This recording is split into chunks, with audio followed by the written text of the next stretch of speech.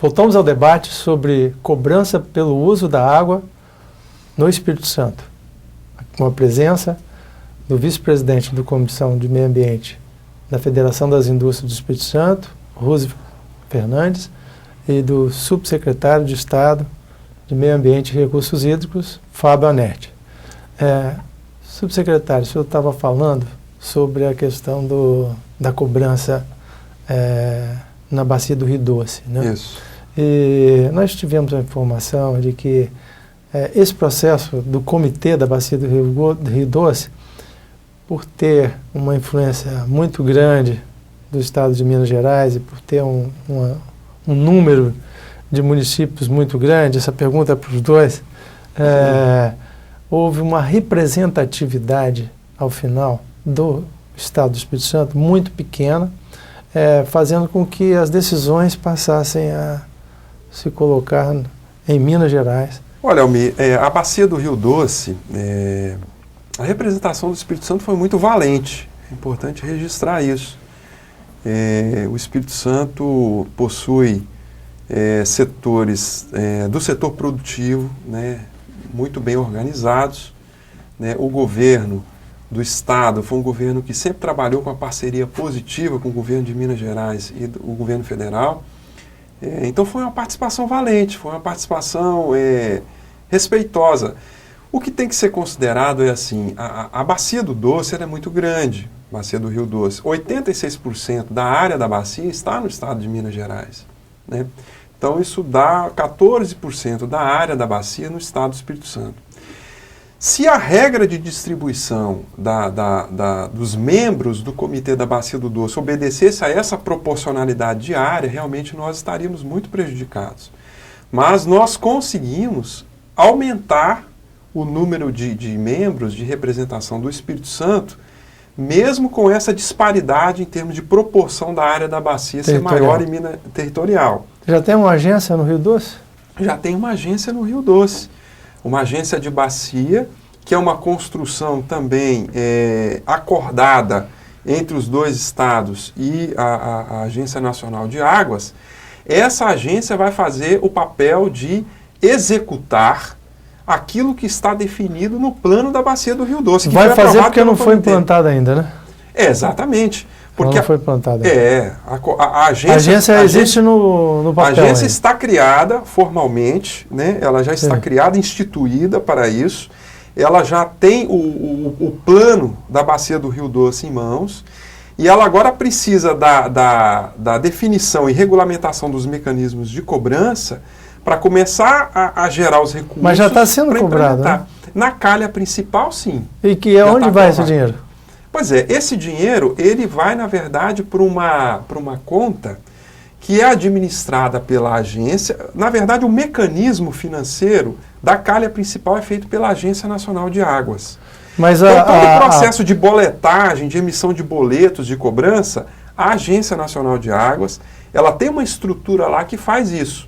Sim, então, mas ela arrecada e repassa esse recurso para a agência. A 9433, que estabeleceu a gestão por bacias hidrográficas, né, a política nacional, ela dizia que cada bacia teria sua própria autonomia, sua agência, e se os recursos não passeariam na União, né? Isso. Eles iriam diretos para um fundo administrado pelas agências, não é isso? Que está sendo feito uma subversão a essa lei, Roosevelt, você acha? Não, eu acho o seguinte, eu quero relatar algumas coisas curiosas, porque eu faço parte da rede de recursos hídricos da CNI. E nós tivemos uma reunião a semana passada exatamente para discutir isso, né? Primeiro, essa história do sucesso das bacias federais que já estão em andamento, não é exatamente assim, né? O que está acontecendo hoje é de que nessas bacias federais, sem que haja a devida aplicação, não passa de 30%, viu, do dinheiro recolhido até agora.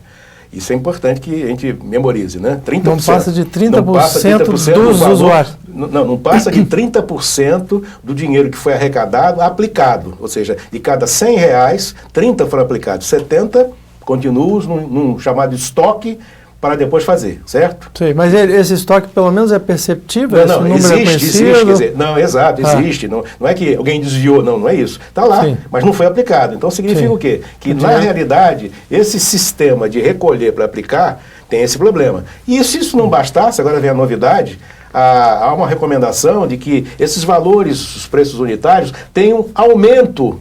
E aí é que a gente fica muito sem entender o que está acontecendo. Por quê? Ora bolas, se eu tenho dinheiro em caixa e não estou aplicando, por que eu preciso de aumento?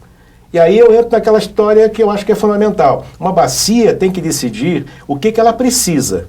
É o chamado plano de bacia. Contabilizar esse plano e dar lá, sei lá, 100 milhões. E aí ela vai decidir qual o tempo que ela quer implantar isso. O tempo que ela quer implantar isso é que vai definir o valor da cobrança. Se eu fizesse em um ano, cada usuário vai ter que pagar R$1.000 por metro cúbico, evidente. Agora eu tenho que fazer isso em 10 anos, em 20 anos ou em 30 anos. A hora que eu decido esse time, o valor da cobrança fica definido. Então eu tenho que ter um plano para, vamos dizer assim, planejar inicialmente e depois executar esse plano. Com projetos para soluções dos problemas da bacia, né? E eu preciso ser transparente para mostrar de que os recursos estão entrando, na mesma velocidade com que estão entrando, eles estão efetivamente sendo aplicados. E nas bacias federais, isso não está acontecendo. Então, eu acho que falta de projetos? Não sei se é por falta de projeto. Eu acho o seguinte, eu acho que o instrumento hoje, vamos dizer assim, esse mecanismo que foi montado, ele ficou muito preso a regras, vamos dizer assim, do Estado, com iniciativas que envolvem o setor privado, entendeu? Então aquela história, a regra ficou um tanto quanto rígida, certo? E essa história das agências, como é que elas vão ser estruturadas, de que forma, de que jeito, quer dizer, há muita dificuldade, vou chamar burocrática ou até legal, para que essa coisa evolua. Não estou criticando aqui porque os 70 não foi aplicado. Eu quero dizer o seguinte, se existe recurso que não foi aplicado ainda, por que nas bacias federais fala assim aumentar o valor da cobrança? Isso não existe. Então eu acho que existe um fértil momento. Esse é meu princípio básico, defendido na última reunião do Conselho Estadual de Recursos Hídricos, de se parar para discutir o seguinte, o que nós efetivamente queremos e o que nós vamos fazer. Ou seja, não ficar naquela ansiedade de chegar na cobrança. Nós não estamos contra a cobrança, mas antes de ter ansiedade para cobrar, eu preciso ter uma ansiedade, é natural isso, representa o segmento dos usuários, de saber o que se vai se fazer com este dinheiro. Certo? É verdade. E o que fizer, parabéns, nós vamos ficar de acordo. Agora, precisa fazer. Essa é a posição mais importante. Na 5818, aqui no Espírito Santo, diz que os valores vão ser estabelecidos por lei, né? No artigo 58, né? Certo. Então, o que acontece? A aplicação é isso que todo mundo quer, né? É isso que todo mundo quer. O sistema de gestão de recursos hídricos da bacia, que envolve governo, que envolve usuário de água, sociedade civil organizada, quer a transparência máxima no processo. Quer transparência máxima. Quer saber exatamente aonde vai ser aplicado cada real e cada centavo arrecadado. Até porque precisa muito para aplicar esses recursos para que se reverta em benefício da bacia. Claro, agora, existem desafios jurídicos nesse processo? Existem. Nós estamos lidando com dinheiro público, né?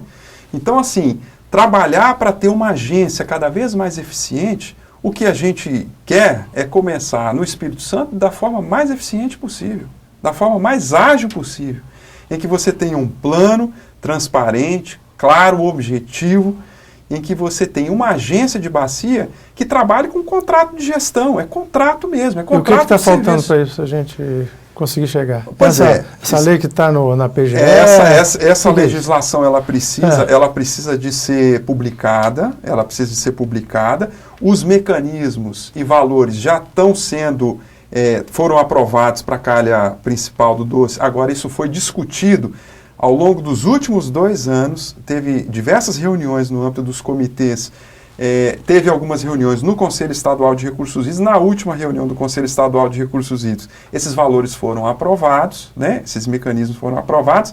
Então, assim, tão logo a gente tenha a legislação para o Espírito Santo, né? Esse processo já começa a acontecer para os rios afluentes do Rio Doce no estado do Espírito Santo. É importante deixar claro que nós estamos trabalhando, esses valores e o mecanismo são específicos para a bacia do Rio Doce. A legislação que será discutida e aprovada para o Espírito Santo, num primeiro momento, ela autoriza o início do processo de cobrança nos rios estaduais afluentes do Rio Doce. Aí a gente pode perguntar assim, e na bacia do Rio Santa Maria da Vitória, e na bacia do Rio Itapimirim, do Rio Jucu, precisa de que esses comitês façam também o seu exercício e a sua discussão, como os comitês estaduais do Espírito Santo no Rio Doce fizeram, e estabeleçam o seu mecanismo e seus valores de cobrança para as outras bacias. Então, por enquanto, em que momento estamos no Espírito Santo? Estamos aí trabalhando para regulamentar essa legislação que autoriza o Espírito Santo a começar a cobrança nos afluentes da bacia do Rio Doce, porque esse processo já está mais adiantado no Doce. Esse é o caminho, Roosevelt, do entendimento de vocês? Não, eu vejo de uma forma diferente. Eu vejo da seguinte forma. Não teria lógica se aprovar nada de cobrança nos afluentes do Rio Doce, definindo valores, porque essa resolução que foi aprovada no Conselho, ela foi inócua. Por que inócua? Ela não pode ser aplicada no dia seguinte. Ela vai ter que esperar uma outra legislação que está acontecendo evoluir. E eu fico preocupado se essa nova legislação que está sendo evoluída não vem assim o artigo 58. Por exemplo, aquela proposta de que tem que haver uma legislação específica, eu não tenho certeza, eu estou falando genericamente. Essa proposta que vem pode vir sem o artigo 58. Se vier sem o artigo 58, o que vai acontecer? A resolução que foi, vamos dizer assim, aprovada e que ficou guardada, esperando o momento certo para ser utilizada, vai ficar tudo tranquilo. Eu acho que essa não é a discussão. Os rios da bacia, os afluentes do Doce estaduais deveriam ter planos de bacia e ter definido suas próprias regras de cobrança. E não foi o que aconteceu. No Rio Doce era 40, eles arbitraram 20. Por que isso? 40, 20? Não podia ser 18? Não podia ser 29? Não podia ser 35?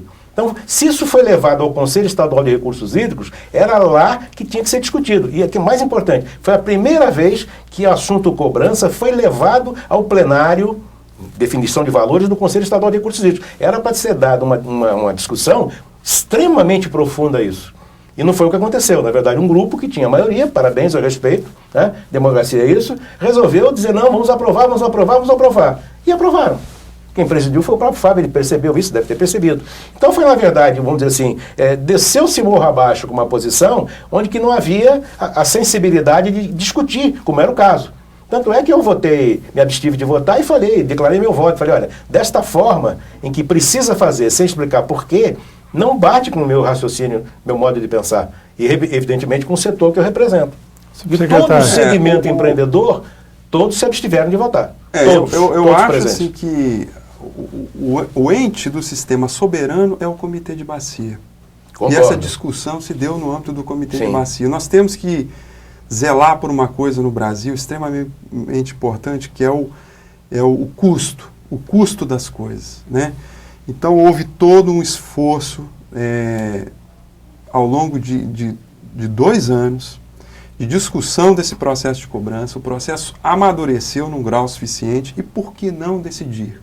Por que não adiar uma decisão que foi já amplamente debatida para implicar em mais custos? Porque cada uma reunião dessa implica no deslocamento de técnicos dos órgãos, implica no deslocamento de representantes do setor usuário, da sociedade civil organizada.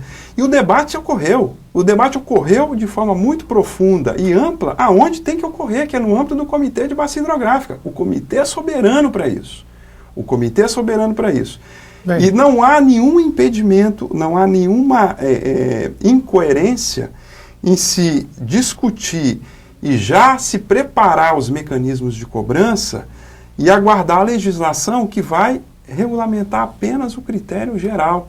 Aliás, se uma regulamentação da lei vier no sentido de não empoderar ou desacreditar aquilo que o comitê fez, aí a gente desmontou o sistema como um todo. Aí o sistema foi para o chão. Né? Então a legislação, ela jamais... Já estourou, eu só queria que vocês concluíssem agora. Uma palavrinha para cada um, para ver se qual o caminho que a gente segue aí. Eu queria só citar aqui alguns valores, né, porque quem assiste, quem vai querer saber um pouco sobre o tema, pode se perguntar, então, que cobrança é essa? O quanto pode custar isso? Né? Então foi feito um exercício de simulação aí, por exemplo, só para citar o exemplo do custo disso na agricultura. Né? Então, na agricultura, a irrigação de sistemas mais eficientes, né, no uso da água vai ter um custo aí da ordem de R$ 3,00 por hectare por ano para o setor da agricultura. Sistemas menos eficientes vão ter um custo de cobrança aí da ordem de R$ 11 a R$ 12,00 por hectare por ano irrigado. O setor de siderurgia, por exemplo, né, para fabricação de aço, ele tem um custo aí, isso é algo estimado, né, de 77 centavos por metro cúbico por tonelada de aço produzido. A cobrança é um mecanismo positivo, ela induz o uso racional da água, ela não pesa muito no bolso, principalmente do setor da agricultura, e ela dá condições para que a bacia inicie o seu processo de recuperação. Isso tudo da forma mais democrática possível, da forma mais transparente possível, ouvindo o Comitê de Bacia, ouvindo o Conselho Estadual de Recursos Hídricos, e aliás eu defendo que o Conselho Estadual de Recursos Hídricos e o Comitê de Bacia se aproximem cada vez mais e de que você tenha o máximo de transparência e de técnica no processo. O plano de bacia está colocado, o plano pode ser revisto e o debate tem que se dar. O setor da indústria tem que defender seus interesses, sim. O setor da agricultura tem que defender seus interesses, sim. E cabe ao comitê e ao Conselho Estadual de Recursos Hídricos decidirem o melhor caminho para você. Bem, eu vou retomar a posição inicial que eu comecei, ou seja, o meu segmento que eu represento, Federação das Indústrias, ele não tem absolutamente nada contra a cobrança, só que a transparência. E é exatamente em cima dessa transparência que eu faço o seguinte comentário, que na verdade ainda é uma provocação final, né? Ou seja, se existia, evidentemente, uma longa discussão no comitê desses rios estaduais afluentes do federal, e já estava bastante desenvolvida a discussão, no momento exato que essa discussão bastante evoluída foi para o Conselho Estadual de Recursos Hídricos, ninguém no Conselho Estadual de Recursos Hídricos tem a obrigação de saber o que foi feito nos comitês. Me perdoem, eu não estou em nenhum comitê, certo? A minha função é ser conselheiro. E como conselheiro, eu tenho que decidir em cima de coisas que chegam ao conselho, certo? Então, naquele momento, quando chegou essa filosofia, meu raciocínio foi simples. Ou seja, por que nós vamos aprovar essa resolução se ela não vai poder ser aplicada? Porque está condicionada a uma lei. Por que a pressa?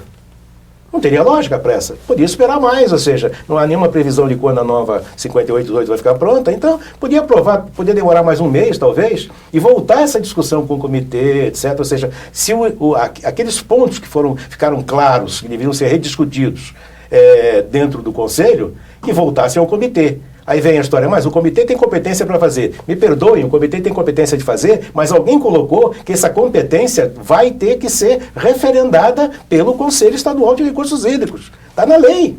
Senão não precisaria. Bastaria o comitê decidir e mandar fazer a aplicação.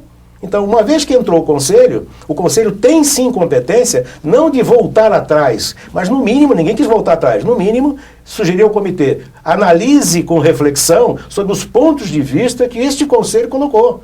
Se você achar por bem que não vai aceitar, tudo bem, devolva do mesmo jeito. Eu até falei, antecipo até meu voto. Se o comitê voltar com tudo que está igual, não tem nada, não vou discutir. Porém, essa é a filosofia, ou seja, esse é que a gente chama de preocupação com relação ao andamento das coisas, né? Não preocupação, porque eu acho que aqui nós estamos discutindo a mesma coisa, ou seja, ele tem interesses positivos, eu também tenho. Ou seja, não há divergência.